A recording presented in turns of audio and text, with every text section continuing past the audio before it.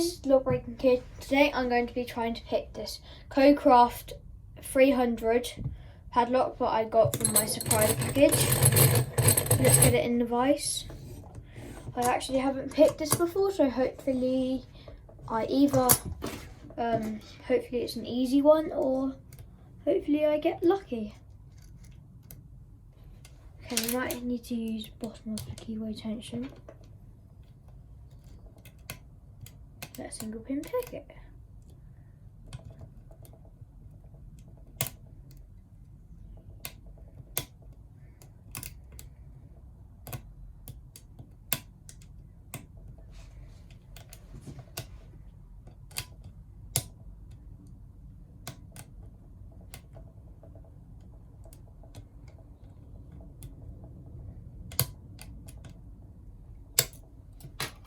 Right, as you can see, I got that open.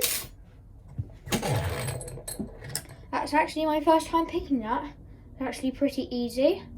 See, I got this Cocraft 300 open. That's all for today's video, and please like and subscribe.